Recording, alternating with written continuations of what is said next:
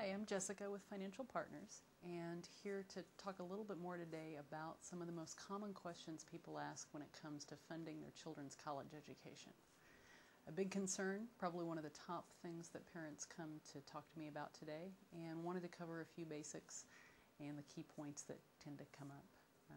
The first being the big question that, of course, people always ask is, what does college education cost today in the U.S.? There's still quite a wide range, but private schools can run as much as $45,000 to $50,000 a year. State schools are less expensive, as little as possibly $15,000 to $20,000 a year if you qualify for in-state tuition, which many people living abroad do not. The scariest part of that number is not just what it costs today, but the rate at which those numbers are increasing. For the past 10 years, the cost of higher education in the U.S. is going up at about double the rate of inflation, so 5 to 6% a year. So it's conceivable for a newborn born today, you could spend $500,000 to send them to 4 years of college education. Pretty scary and pretty staggering. One of the next questions that people always ask me then is, well, what's available? What type of financial aid is out there? Surely not everyone has the means to pay for those type of bills. How are people actually paying for school? Well, the unfortunate truth is that with budget cuts, with endowment money that is no longer there, that there isn't as much available in the way of need-based financial aid if you make anything much above the poverty line.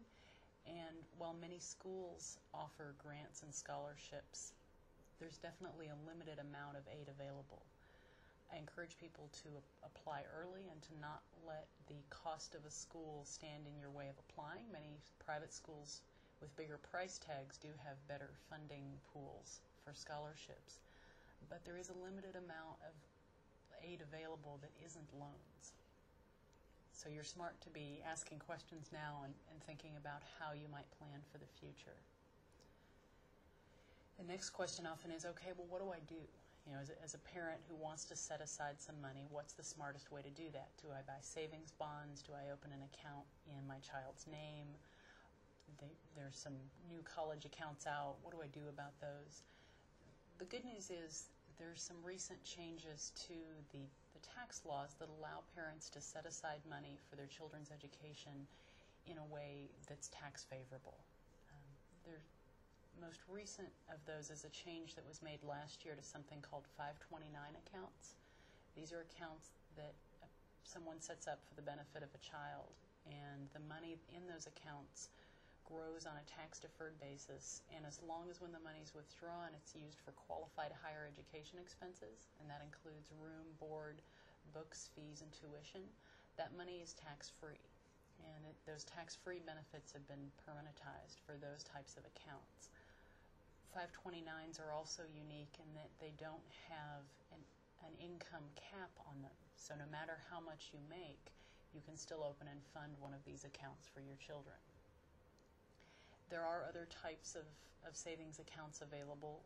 Coverdale accounts used to be known as education IRAs. Those do allow parents or grandparents to save money, but they do have restrictions on how much you can contribute and how much money you make. A more flexible type of account is through an account set up in the child's name, usually called an UGMA or an UTMA, which stands for a Uniform Gift to Minors Act. And that's a way to actually put assets in your child's name and have those grow for a car, college, whatever future expenses they might have. Unfortunately, those accounts, the child does take ownership and control of the money when they reach age of majority, and that's either 18 or 21 depending on the state. So 529s have become very popular because they're a way for a parent to save money in the child's name but never give up control of that asset. Only the parent can actually make distributions from the account. In the event that you set one up for one of your children and they don't go to school, that's the next big question. Well, what if I set aside money for my children to go to college and they decide to join a band? Or they don't pursue higher education. Well, certainly you've never given up access to the money. You can take it out. for other purposes. The question is whether or not you'll pay a penalty for having it in an account in the child's name. With 529s, you have the ability to change the beneficiary. So you open an account for one child, they don't use the money or they don't use all of it, you can change it to another family member's name. So a sibling could use it, you could go back and get your PhD, whatever the case may be, to avoid the tax penalties on that. If you do take the money out for something other than education expenses, there's a 10% tax penalty on the earnings, and the earnings are taxable. So you don't necessarily want to overfund these accounts. That said, this is one of the few tax breaks available to grow money on a tax-free basis and support what's a rising cost of higher education. Now, another question I often get is, what can grandparents do if they want to help? Which is, I find in many cases grandparents are much more generous to their grandchildren than maybe they are their children. It's also a unique way to do some estate tax planning. If you're facing inheritance taxes in the United States, estate taxes, such that your assets are going to be subject to tax at the time that you die, and you have grandchildren, gifting money into 529 accounts as a college savings vehicle allows you to remove that money from your taxable estate, even though the children can't necessarily take it out and spend it immediately for their own benefit. So you still have some control over the asset. You've designated it to be used for education purposes, but you've been able to make that gift and have money set aside that's no longer subject to U.S. estate taxes. 529s are also the only account that qualify for an advance gifting provision. This benefits grandparents and parents in that you can put money in advance. Right now, you can give $12,000 a year to anyone without incurring gift tax. But if you're putting money in a 529, you can give up to 5 years' worth of your annual gift limit in the first year.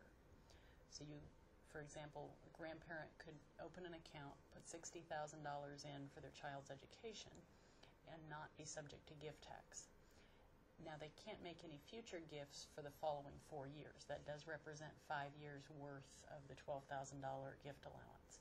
But it's a way to be able to give a reasonable amount of money, have that start to grow now on a tax-free basis, but still retain some control of the asset. Now, the 529 accounts, Coverdales, UGMAs, there are a lot of technical requirements, and each account's a little different, not to mention that once you've chosen what type of account is best for you, you then need to select the type of assets you're going to buy inside. And so for people who have additional questions, I always recommend talking to your financial advisor, your tax advisor. Make sure you select the right kinds of accounts that, given your particular situation, are the best fit and the best tax advantageous potentially. And continue to meet with your advisor at least once a year to review any changes in the legislation, any changes in your own needs, risk tolerance, and to continue to look at all your options to try and battle the rising cost of higher education.